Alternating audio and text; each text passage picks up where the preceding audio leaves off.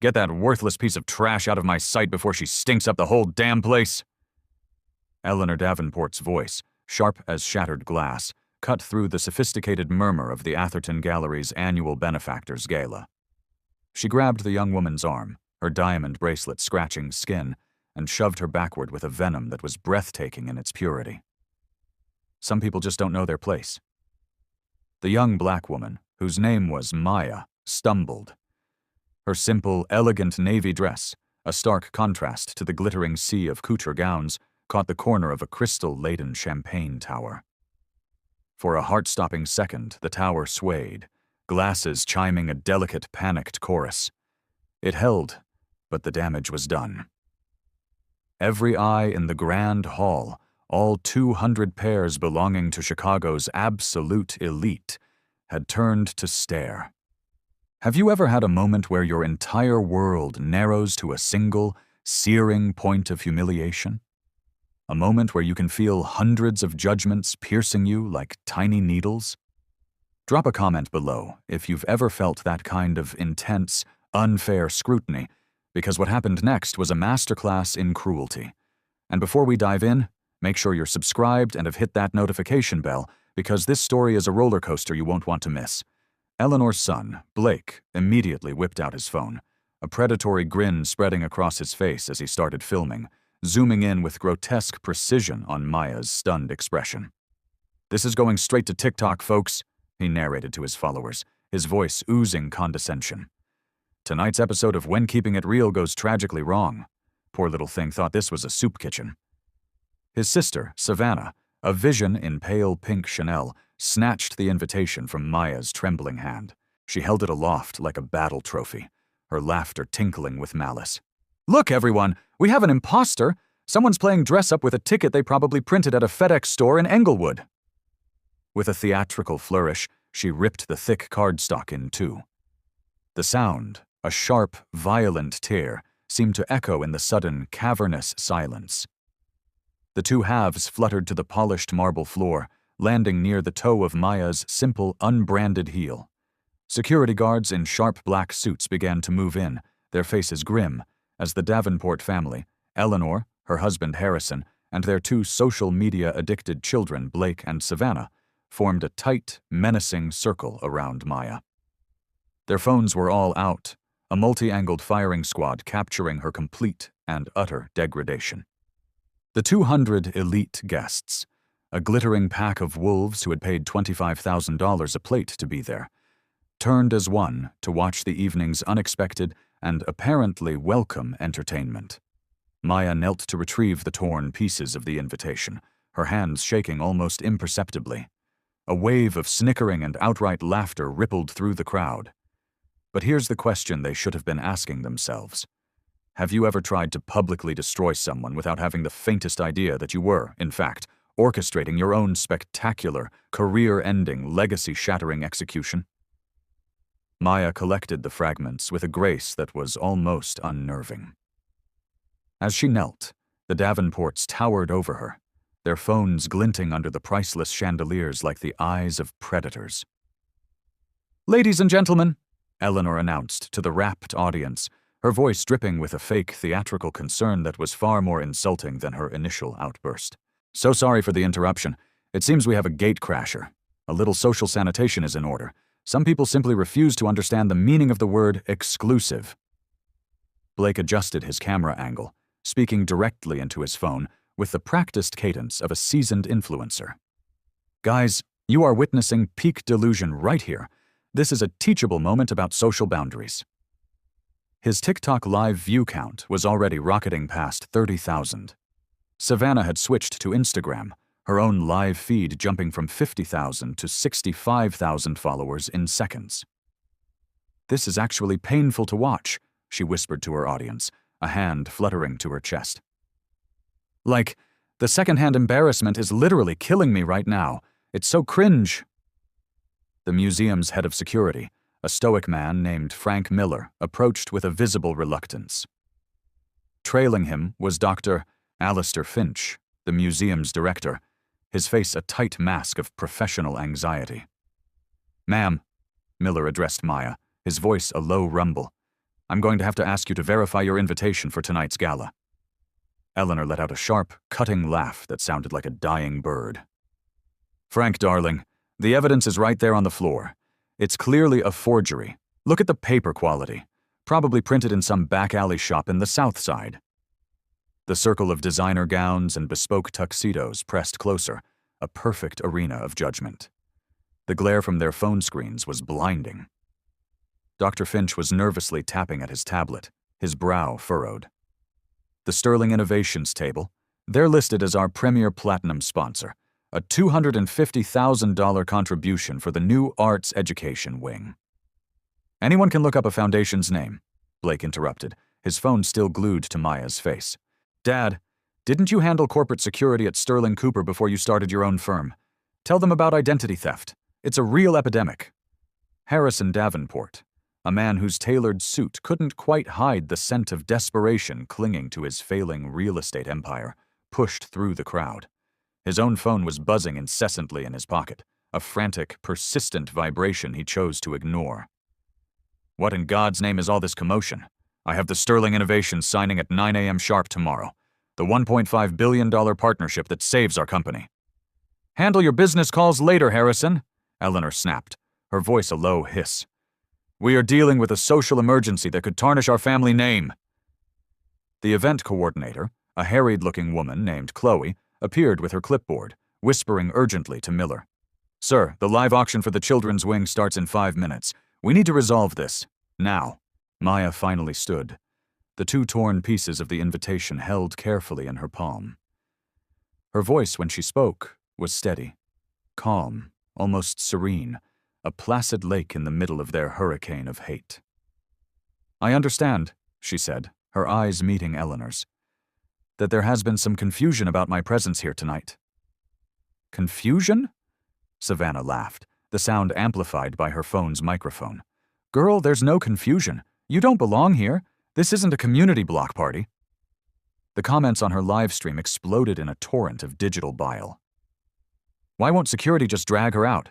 This is so cringe. Poor girl has no self-awareness. Someone needs to tell her." A distinguished elderly man in the crowd, a federal judge named Marcus Thorne, began discreetly recording with his own phone, his expression growing more troubled by the second. Dr. Evelyn Reed, a renowned surgeon, leaned toward her husband. "This doesn't feel right, Charles. This is gratuitously cruel." Eleanor, whose ears were attuned to the slightest whisper of dissent, turned sharply. "Evelyn, surely you, of all people, understand the importance of maintaining standards, of protecting the integrity of our institutions. These events require appropriate boundaries." "Appropriate boundaries," Dr. Reed's eyebrows rose. "Or appropriate prejudices?" The atmosphere in the room shifted, a subtle but palpable change. A few guests began to look uncomfortable, a flicker of shame in their eyes, as they realized the ugly, primitive nature of the spectacle they were witnessing. Blake sensed the mood change and, like any good provocateur, decided to double down. "Sometimes reality hits hard, people," he told his growing TikTok audience. "Not everyone gets to live the dream. Some people are just background characters." The video was now approaching 100,000 views. Miller cleared his throat, his gaze fixed on Maya. "Miss, do you have any other form of identification? A driver's license, perhaps? Anything that could help us resolve this matter quickly?" Before Maya could even reach for her clutch, Eleanor stepped forward again, her patience clearly exhausted. "Frank, we don't have time for this charade. The Davenport family has donated over $5 million to this museum over the past 20 years. Our word should be more than sufficient." She gestured dismissively at Maya's simple attire. "For heaven's sake, just look at her. Does she look like someone who belongs at a $25,000 a plate charity gala? The dress is from a department store. The shoes have no name. This is embarrassing for everyone involved, most of all for her." Harrison's phone buzzed again, more violently this time. He glanced at the screen. "Julian Sterling. Urgent." He declined the call, shoving the phone back into his pocket, his focus entirely on his wife's masterful, brutal performance. Savannah, ever the content creator, zoomed in on Maya's small, understated clutch. "Even her purse looks fake. Like, girl, we can tell the difference between a real Bottega and a knockoff from Chinatown. The crowd murmured in agreement. Someone shouted, "Just have security escort her out quietly." Another voice, bolder, added, "This is getting uncomfortable to watch." A third, smelling a story, whispered, "Someone should call this into page 6. Maya's own phone, nestled in her clutch, began to buzz. The screen, briefly visible to those standing closest, lit up with a name. Dad, Julian Sterling, accompanied by a notification for multiple missed calls. She silenced the call without a word. Eleanor pounced on the moment, her voice dripping with victorious scorn. "You see, even her phone calls are disruptive. This is precisely what I mean about appropriate behavior in a civilized society." Miller looked increasingly distressed. "Ma'am, if you could just show me some form of ID." "She already showed you her fake invitation," Blake interjected, shoving his phone closer to Miller's face. "What more proof do you need that she's a liar and a fraud?" The museum's official photographer, who had been documenting the evening's festivities, had repositioned himself, discreetly capturing the entire confrontation from multiple angles.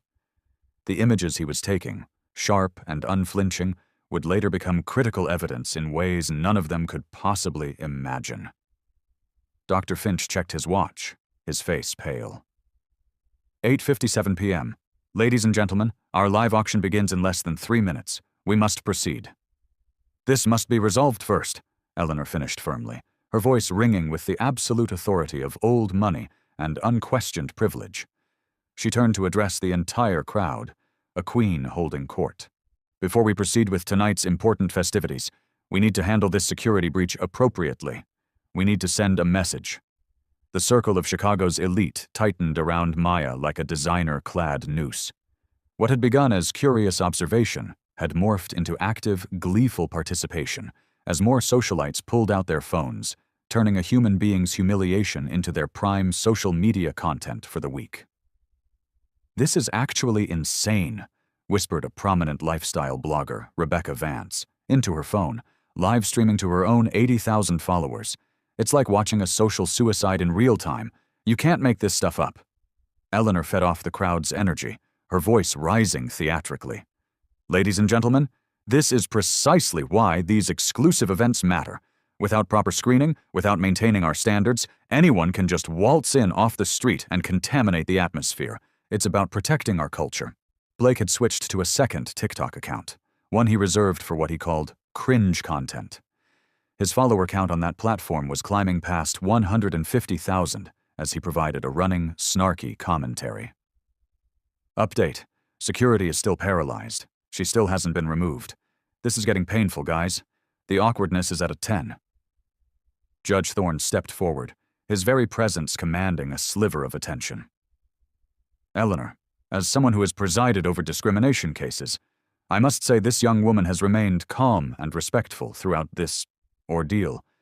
Perhaps we should—" "Catherine, your legal expertise is admirable, but this isn't a courtroom," Eleanor interrupted smoothly, dismissing the judge with a wave of her hand. "This is a matter of social standards, not legal procedures, something you lawyers often forget. Antoine." Savannah had positioned herself for the perfect, most flattering angle, her Instagram Live now pulling in a staggering 70,000 viewers. The comments streamed relentlessly, a waterfall of cruelty. Why is she still there? Security at this museum is a joke. This is so awkward for everyone. Someone help that poor girl realize she's out of her league. Dr. Finch was frantically swiping through his tablet, cross-referencing donor lists, his face growing paler with each passing second. "The Sterling Innovations Foundation is definitely our platinum sponsor. $250,000 contribution confirmed today at noon." "Foundation names can be stolen, Alistair," Harrison Davenport interjected, finally pulling out his buzzing phone and silencing it for good. "Corporate identity theft is more common than you think. It's a serious threat." Miller approached Maya again, his face a portrait of professional reluctance. "Miss, I'm truly sorry, but I'm going to need you to come with me so we can verify your credentials in private." "No." Eleanor's voice was sharp, absolute. "This needs to be handled transparently, right here, right now. We have all witnessed this situation unfold. Granting her privacy would only enable further deception. Let her prove she belongs here, in front of all of us. The crowd murmured its agreement. Someone called out, "Make her prove it!" Dr. Reed shook her head in disgust, pulling her husband toward the exit. "Charles, I've never seen anything this vile at a charity event. We are leaving. I will not be a part of this public lynching." Eleanor's eyes flashed with a dangerous light. "Evelyn, if you can't handle the difficult but necessary task of maintaining social standards, perhaps you should reconsider your position on the hospital's acquisitions board." The threat, clear and brutal, hung in the air. Dr. Reed stopped walking, her career and her husband's suddenly hanging in the balance. Blake seized the moment for his audience. "And that's how it's done, people. Sometimes reality requires a little enforcement." His second TikTok had reached 200,000 views. The elderly businessman who'd been quietly recording finally spoke up, his voice firm. "Young man, I have seen more than enough. This behavior is reprehensible and a disgrace to this city." "Sir, with all due respect, you don't understand the situation," Harrison replied smoothly, stepping in front of his son. "We are protecting the integrity of this venerable institution." "You're destroying it," the man shot back, his eyes burning with contempt. Eleanor raised her hand for silence, her voice carrying across the silent marble hall. "Ladies and gentlemen, we have been more than patient. We have been more than accommodating." She turned her gaze to the security chief. "Mr. Miller, I am now formally requesting that this trespasser be removed from the premises. Immediately." The crowd erupted in a wave of applause and relieved chatter. The tension was finally breaking. Phone cameras, which had never stopped rolling, captured the moment from every conceivable angle as Miller reluctantly approached Maya. "Miss, I am very sorry, but I have to ask you to leave." Maya looked up at him, her eyes calm, clear, and utterly devoid of fear. "I understand your position, Officer Miller." The fact that she knew his name, a small detail, surprised him. She reached into her clutch, not for a driver's license, not for a credit card, but for her phone. "Actually," she said quietly, her voice cutting through the noise as she speed-dialed a number, "I think it's time I made a phone call of my own." The phone rang only once before it was answered. "Hi, Dad." "Hi, Dad." The simple words, spoken with such quiet confidence, landed with the force of a bomb. "Yes, I'm still at the Atherton Gallery, and actually, I think you should know what the Davenport family really thinks about our community partnerships." Maya's voice, though not loud, carried with perfect clarity across the suddenly silent marble hall. The crowd's chatter died instantly. 200 of Chicago's wealthiest and most powerful citizens strained to hear the one-sided conversation that was about to change everything. Eleanor's triumphant smile flickered, then died. Something in Maya's tone, calm, authoritative, and chillingly familiar, sent a shard of ice sliding down her spine. "I'm here with Eleanor, Harrison, Blake, and Savannah Davenport," Maya continued, her eyes locked on Eleanor's, never wavering. "They've been very educational tonight. A real masterclass in corporate values." Dr. Finch's face went from pale to ashen. He grabbed his tablet, his hands shaking so violently he could barely operate the screen. He scrolled frantically through the donor files, his fingers fumbling as he cross-referenced names, sponsors, and foundation board records. The Sterling Innovations Foundation. Premier sponsor. Chairman, Julian Sterling. CEO, Sterling Innovations. He looked up from the screen, his eyes wide with a dawning, absolute horror. "Oh my God," he whispered to himself. "Oh my God, oh my God." Blake's TikTok stream, still live, captured the museum director's dramatic reaction in real time. His 200,000 viewers watched his face transform from professional concern to sheer, unadulterated terror. The comment section exploded. "What's happening? Who is Julian Sterling? Why does the director look like he's seen a ghost?" Harrison Davenport's business mind, honed by decades of high-stakes deals, made the connection first. His phone had been buzzing all evening with 23 missed calls from Julian Sterling, the CEO of Sterling Innovations. The same Julian Sterling, whose $1.5 billion partnership was the only thing that could save Davenport Holdings from a catastrophic bankruptcy. The same Julian Sterling he was scheduled to meet at 9:20 a.m. the next morning to sign the final papers. The blood drained from his face as the apocalyptic implications crashed over him like a tidal wave. Julian Sterling, he whispered, the name tasting like ash in his mouth. The Julian Sterling. Judge Thorne, hearing the name, pulled out his own phone and did a quick search. His voice carried across the stunned crowd as he read from the screen. Julian Sterling, founder and CEO of Sterling Innovations, net worth estimated at $28 billion, Forbes 100 list, major philanthropist in tech, education, and the arts. Fragments of the information rippled through the crowd as others began frantically searching on their own phones. Tech empire. Billionaire. Sterling Innovations. The AI company, that Julian Sterling. Several socialites gasped audibly. The lifestyle blogger, Rebecca Vance, nearly dropped her phone mid-live stream. The official museum photographer lowered his camera, his face a mask of shock. Maya continued her phone conversation, her voice now carrying a slight, cold edge. Dad, they tore up our foundation's invitation, called it a fake, said I was, what was the phrase, Blake? Worthless trash that needed to be removed before I embarrassed everyone. Blake's phone shook violently in his hands.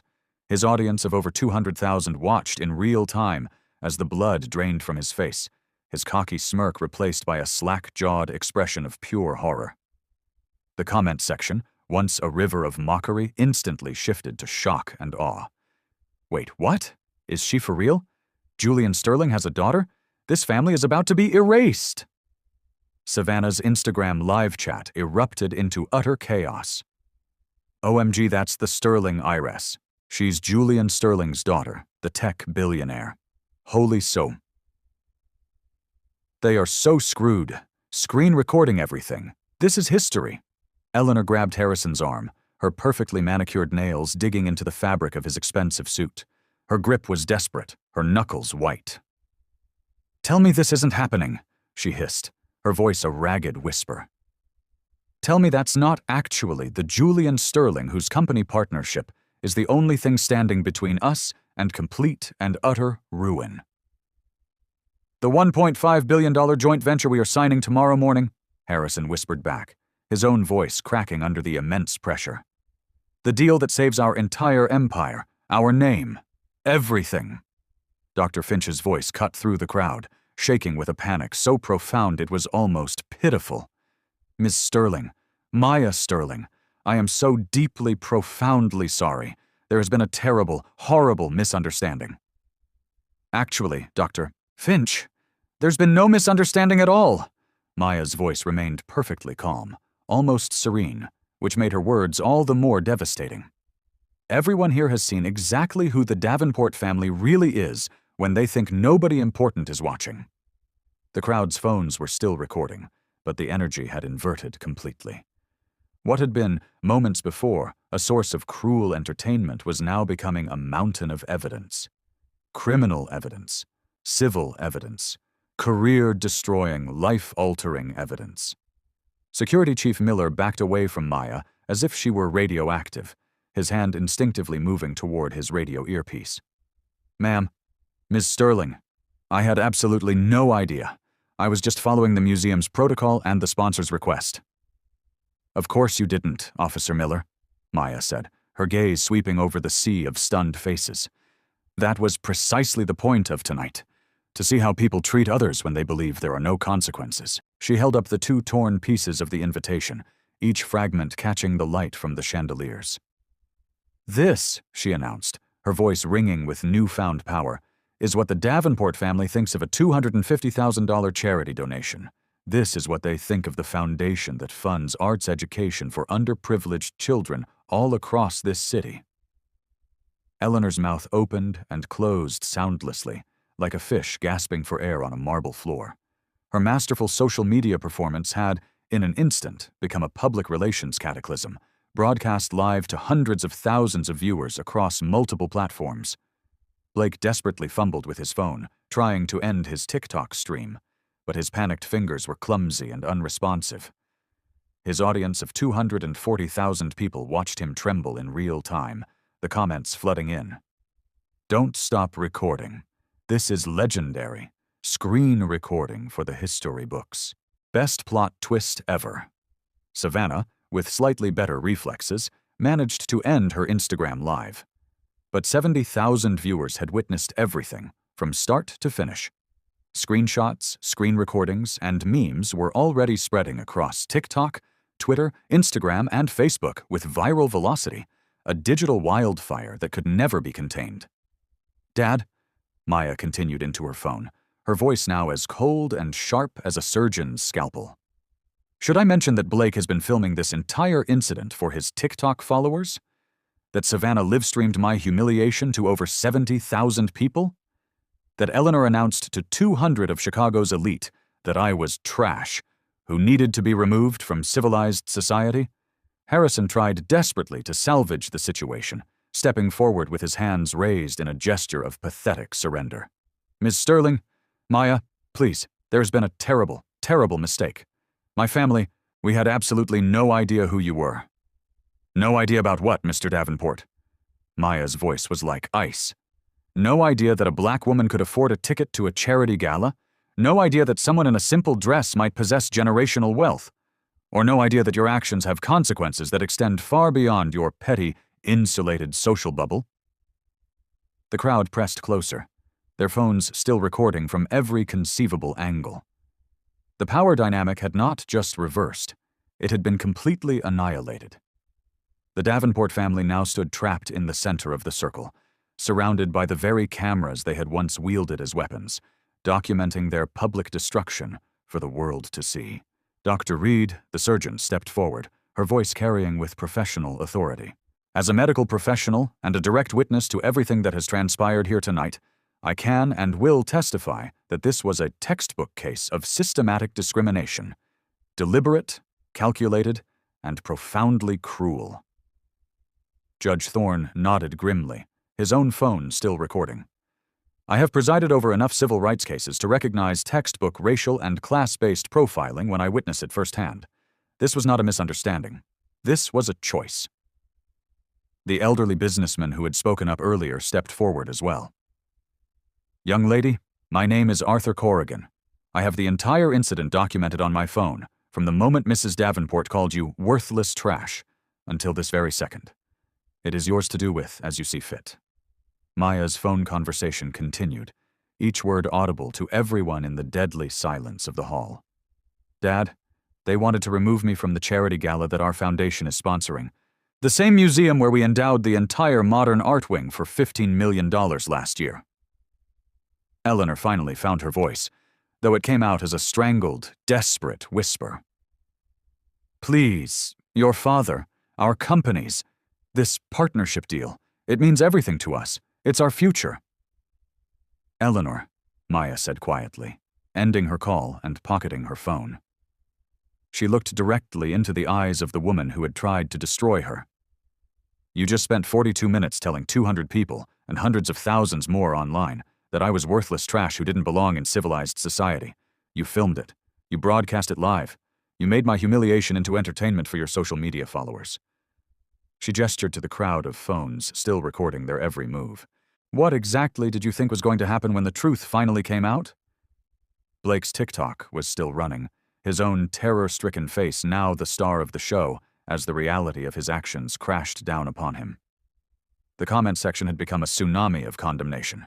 "This family is disgusting. This is what racism and classism looks like in 2025. I hope their company goes bankrupt. We have all the receipts. You are finished." Harrison's phone rang, the sound cutting through the silence like a guillotine's blade. He looked at the screen with shaking hands. "Julian Sterling. Urgent. Answer now." With a trembling finger, he answered the call, putting it on speaker as if in a trance. Julian, I can explain everything." The voice that came through the speaker was ice-cold, calm, and utterly merciless. It was a voice accustomed to wielding immense power, and it was audible to everyone in the suddenly quiet room. Harrison, I am 3 minutes away from the museum. Don't you dare move an inch! The 3 minutes that followed felt like 3 years. The Atherton Gallery's grand hall had transformed from a party into a corporate courtroom, with 200 elite witnesses holding their phones like evidence collectors.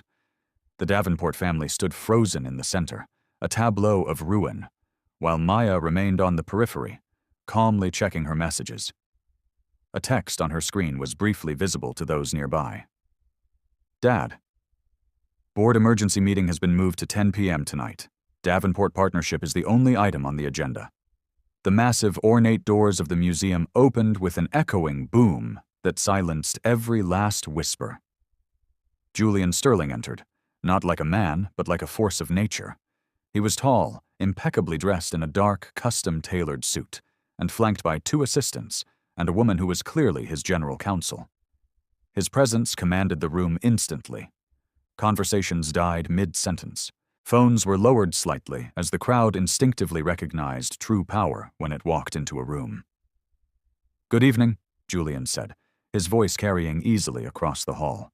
His eyes, sharp and intelligent, swept the crowd before landing on his daughter. "Maya, are you all right?" She nodded once, her expression unreadable. "I'm fine, Dad. Just educated." Julian's gaze shifted to the Davenport family. Eleanor, Blake, and Savannah had unconsciously huddled behind Harrison, as if his crumbling form could somehow shield them from the approaching storm. "Harrison," Julian said, his voice deceptively calm. "I received a rather interesting phone call from my daughter. Something about your family's unique approach to community relations." Dr. Finch rushed forward, his tablet clutched in his sweaty hands, his professional composure completely shattered. "Mr. Sterling, I am mortified, absolutely mortified by what has happened here tonight. The museum takes full and complete responsibility for this catastrophic failure." Julian held up one hand, stopping the director mid-sentence. "Dr. Finch, you are not responsible for the Davenport family's character, but you are responsible for how your institution responds to it. We will discuss that later." He turned back to Harrison, who was now visibly sweating despite the museum's powerful air conditioning. "Let's discuss some numbers, shall we, Harrison? Davenport Holdings' current debt load, $2.8 billion. Your stock price, down 82% over the last fiscal year. Your quarterly losses, $112 million. Harrison's face went a ghostly shade of gray. These were private, closely guarded financial details, not public knowledge. "Without our $1.5 billion partnership," Julian continued, his voice as precise as a laser, "my analysts project your company has approximately 45 days until it is forced to declare Chapter 11 bankruptcy. With our partnership, you projected a return to profitability within 2 years." He paused, letting the full weight of that financial reality crush the man in front of him. "Past tense, Harrison. Projected." Blake's hands were shaking so badly he finally dropped his phone. It clattered onto the marble floor. His TikTok was still live, now showing over 300,000 viewers a lovely, artistic shot of the museum's ceiling as they listened to his family's empire crumble in real time. Julian's assistant, a sharp, impeccably dressed woman with her own tablet, stepped forward. "Sir, shall I read the social media documentation?" "Please, Sarah." Her voice was clinical, professional, and utterly damning. Blake Davenport's TikTok account. 6 videos posted tonight from this event. Combined viewership, 612,000 and climbing. The content includes referring to Ms. Sterling as trash, delusional, and suggesting she doesn't belong in civilized society. Blake tried to interrupt, to stammer out an excuse, but the assistant continued without pause. Savannah Davenport's Instagram live stream, broadcast to 72,000 unique viewers. Duration, 42 minutes. The content includes mockery of Ms. Sterling's appearance and attire, false accusations of her crashing the event, and active encouragement of her public humiliation from other guests. Savannah's face was the color of ash. Her career as a luxury lifestyle influencer was evaporating before her very eyes. She could already imagine the thousands of angry messages flooding the inboxes of the brands who paid her to post, Eleanor Davenport, the assistant concluded, her voice unwavering, is documented making unsolicited physical contact with Ms. Sterling, willfully destroying her invitation and repeatedly calling for security to remove the trash from the premises. Eleanor finally found her voice, a pathetic, pleading whimper. Julian, please! I made a terrible, terrible mistake. I had no idea who Maya was. Stop! Julian's voice cut through her like ice. Just stop talking, Eleanor. You didn't mistake my daughter's identity. You saw a young black woman in a simple dress, and you decided, based on nothing but your own bigotry, that she did not deserve basic human dignity. He gestured to the silent, watching crowd. You made that decision in front of 200 witnesses. You filmed it. You broadcast it. You turned it into a spectator sport. Dr. Reed stepped forward. Mr. Sterling, I witnessed the entire incident. Your daughter handled herself with a degree of grace and composure under circumstances that were, frankly, inexcusable. Judge Thorne nodded. As someone who has presided over dozens of discrimination cases, what I witnessed here tonight was a textbook example of harassment based on racial and socioeconomic assumptions. Julian's general counsel spoke for the first time. We have already been contacted by 17 guests who have offered their video recordings of tonight's incident. The documentation from every angle is comprehensive and damning. Harrison desperately tried to salvage something, anything, from the wreckage. Julian, surely this personal matter shouldn't affect our professional business relationship. Our companies. Our companies? Julian's eyebrows rose. Harrison, my company partners exclusively with organizations that share our core values of integrity, respect, and inclusion. Tonight, your family demonstrated, in the most public and grotesque way imaginable, exactly what values you prioritize. He turned to address the entire crowd, his voice resonating with power and authority. Ladies and gentlemen, you have all witnessed something remarkable tonight. A family so insecure, so terrified of losing their status, that they are willing to publicly humiliate a young woman for sport. A family that sees charity events not as opportunities to give back, but as opportunities to enforce their own twisted social hierarchies. His voice grew colder, harder. The question you should all be asking is, what kind of business culture do you think that family creates? How do you think they treat their employees who don't look like them, their customers who don't dress like them, the communities that don't share their privilege? Blake's abandoned phone on the floor was blowing up with notifications. His TikTok comment section had become a digital inferno. Your family is disgusting. This is what racism looks like. I hope your company goes bankrupt. We are screen recording everything and sending it to the news. Julian pulled out his own phone. Harrison, I'm going to make a conference call. My entire board of directors is waiting. He dialed, putting the call on speakerphone for the entire room to hear. A composed voice answered immediately. Gentlemen, I am here at the Atherton Gallery with the Davenport family. You have all received the video documentation and the witness statements from tonight's incident. Another voice came through the speaker, crisp and clear. Julian, we have reviewed all the materials. The board's position is unanimous. A third board member's voice joined in. The partnership agreement contained explicit, non-negotiable clauses regarding corporate values and ethical conduct. This appears to be a clear and egregious violation. Harrison's voice cracked, the sound of a man breaking. Please, our employees, thousands of jobs depend on this partnership.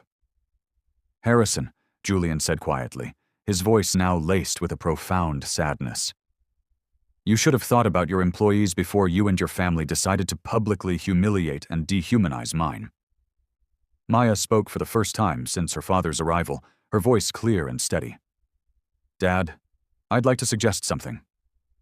All eyes, in the room and online, turned to her. The crowd leaned forward, their phones capturing every word. The Davenport family has shown us exactly who they are, she said, her gaze sweeping over their shattered faces. But perhaps they could also show us who they are willing to become. Eleanor looked up, a desperate, pathetic flicker of hope in her eyes. Complete and total public accountability, Maya continued, her voice gaining strength. Public apologies to every single person who witnessed tonight's events, and to the communities they insulted. Mandatory, intensive bias and sensitivity training for the entire Davenport Holdings board and executive team. A $20 million fund established by them for organizations that fight racial and economic discrimination in this city. And quarterly, independently audited diversity and inclusion reports for the next 5 years. She paused, letting her terms sink in. If they are willing to do the work, the real, hard, painful work, not just public relations damage control, then maybe, just maybe, they deserve a chance to prove they can change. What would you do? Would you have offered a second chance, or would you have demanded complete destruction? This is a tough one, so let me know your thoughts in the comments. Your perspective is a valuable part of this conversation. Julian studied his daughter's face for a long moment, a look of immense pride in his eyes. And if they're not willing? Then, Maya said, her voice dropping to a near whisper, they'll have 45 days to explain to their thousands of employees why their jobs disappeared because the company's executives couldn't treat a black woman with basic human decency at a charity gala. The silence in the hall stretched for a full 30 seconds, thick with the weight of a billion-dollar decision. Harrison looked at his broken family, then at the sea of phones still recording, then at the abyss of financial and social ruin that awaited them. Finally, his shoulders slumped in utter defeat. He nodded once. We accept. We accept all of your conditions." Julian's phone buzzed with a text message. He glanced at it, then looked up. "My board meeting has been postponed until 10 a.m. tomorrow morning. You have 18 hours to begin demonstrating that your acceptance isn't just empty words." He turned to leave, then paused, looking back at Harrison. "Oh, and Harrison? The terms of the partnership have changed. It is now a probationary agreement, subject to a zero-tolerance review every 90 days, based on your family's demonstrated and sustained commitment to genuine change." As Julian and Maya walked toward the exit, a path parting before them as if they were royalty, Blake's TikTok feed captured their departure. The comment section was unanimous. Legendary. Justice served. Best plot twist in history. They chose the right response. This is about restoration, not just revenge. 6 months later, the great marble hall of the Atherton Gallery, the very same space where Maya Sterling had faced public humiliation, now hosted a very different kind of gathering. The inaugural Sterling Davenport Corporate Responsibility Summit drew 300 of the nation's top business leaders, diversity consultants, and civil rights advocates. Dr. Alistair Finch stood at the podium, his voice carrying across the crowd with a newfound hard-won confidence. 6 months ago, this museum bore witness to an incident that could have destroyed lives, families, and companies. Instead, he said, looking towards the front row, it became the catalyst for unprecedented revolutionary change. In that front row, the Davenport family sat with markedly different postures. Eleanor wore a simple, modest dress, no diamonds, no designer labels. She took careful notes on a legal pad as the keynote speaker discussed the insidious nature of unconscious bias. Blake, who had traded his TikTok fame for genuine advocacy, was using his phone not to mock, but to record testimonials from the first recipients of their new discrimination-fighting fund. Savannah's Instagram had transformed from a monument to luxury lifestyle to a platform for educational posts about privilege, accountability, and restorative justice. Harrison Davenport approached the microphone, his hands steady, but his voice carrying the immense weight of his hard-learned lessons. "Ladies and gentlemen," he began, "I want to share some numbers with you. Not financial projections or market analyses, but human impact data." He clicked his first slide. Davenport Holdings diversity statistics from 6 months ago. 4% black employees in leadership roles, 10% women in executive positions, 0 minority-owned suppliers in our top vendor tier. The crowd listened with rapt attention as he continued. Today's numbers: 38% minority leadership, 49% women executives, and 40% of our supply chain contracts are now with minority-owned businesses. Dr. Maria Flores, Davenport Holdings' new Chief Diversity and Inclusion Officer, a former top executive from Sterling Innovations, joined Harrison at the podium. These changes were not merely policy updates, she explained. They required a complete and often painful cultural transformation, from the boardroom to the mailroom. She gestured to a large screen displaying a montage of employee testimonials. A black woman who had been promoted from an administrative assistant to a regional operations manager. A Latino engineer whose innovative logistics proposal had just saved the company $5 million. An Asian American R&D team leader whose team had just secured the company's most profitable patent in a decade. The audience saw faces that reflected the true diversity of America. Employees who had been overlooked, undervalued, or completely excluded under the old, broken system. Eleanor rose from her seat and approached the microphone with a visible, profound nervousness. The same woman who had commanded the room 6 months prior with cruel, arrogant confidence now spoke with a genuine, trembling humility.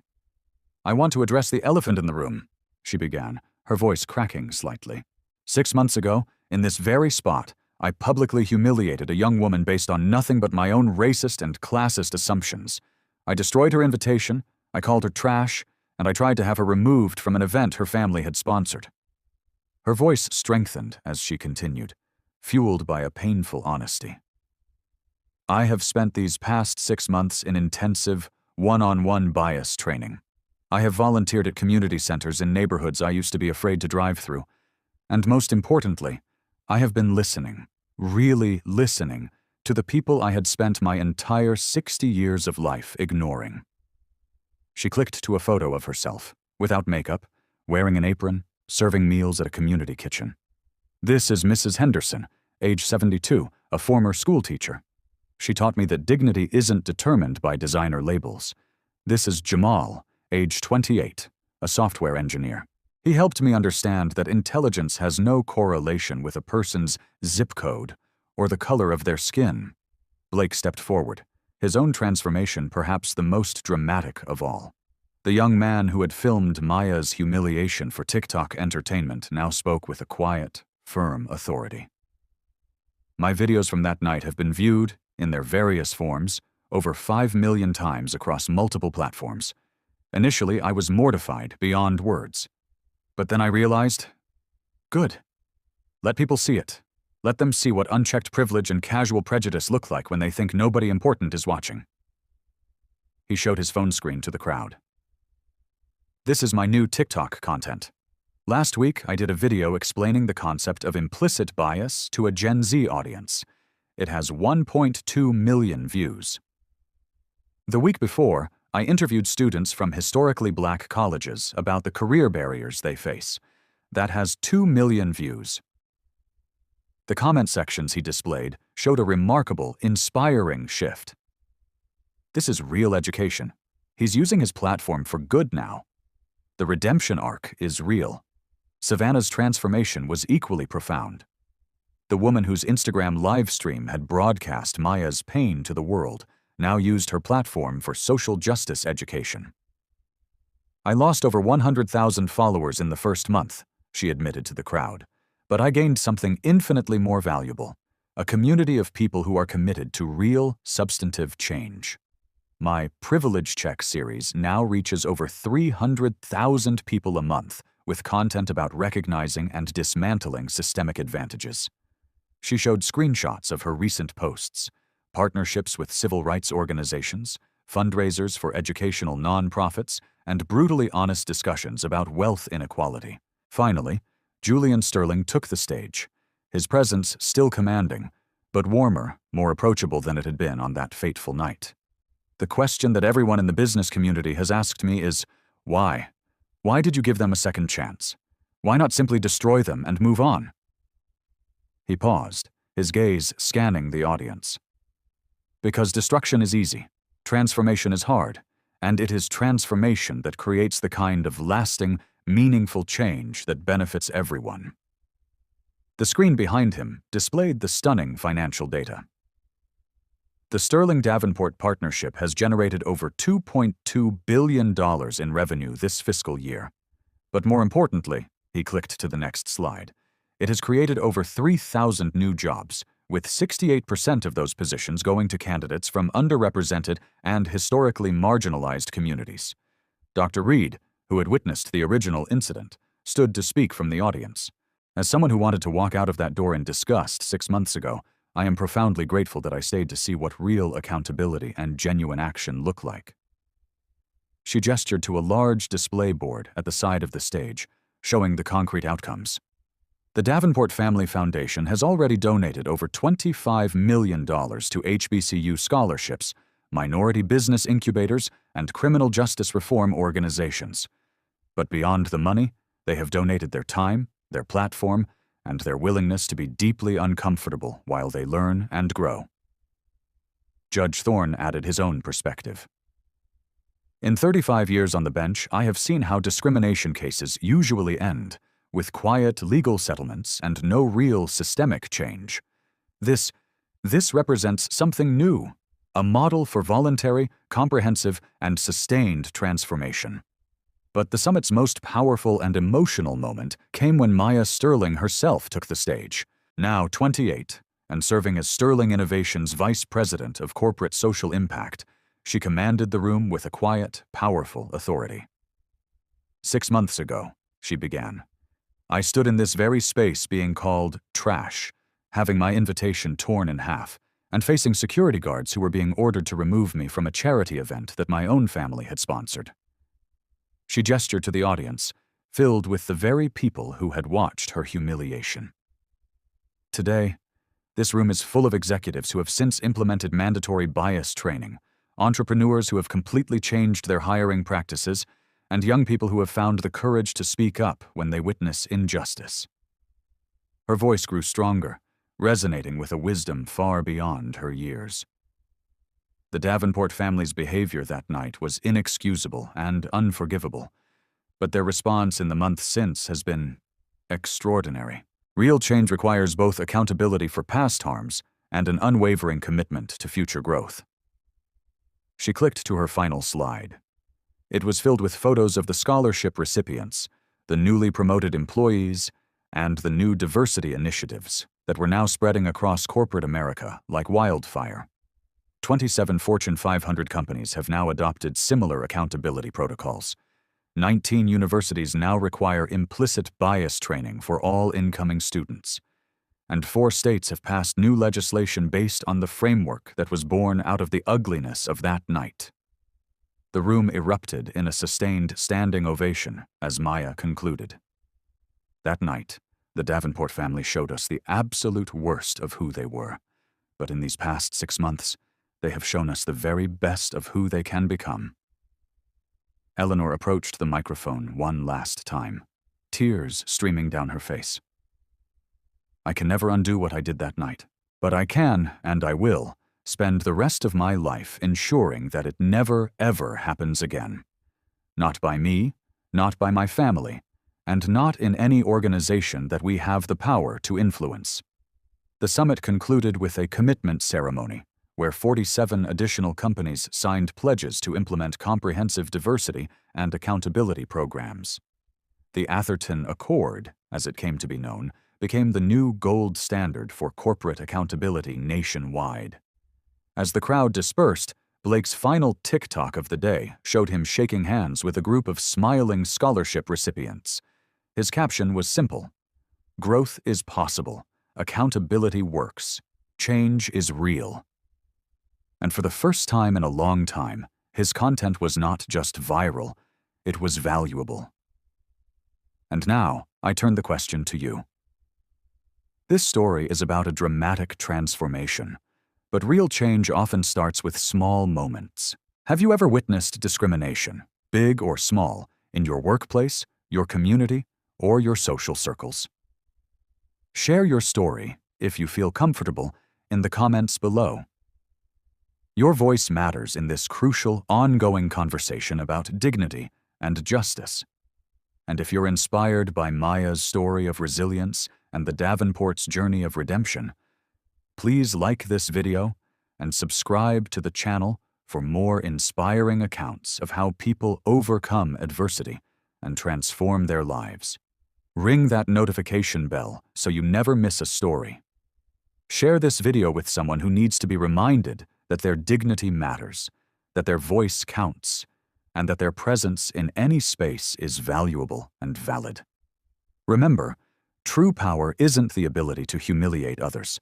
It's the wisdom to transform moments of crisis into opportunities for growth, for understanding, and for lasting, positive change. Sometimes, the most important deals in life aren't measured in dollars. They're measured in the dignity we preserve, the justice we create, and the better, more inclusive future we build together.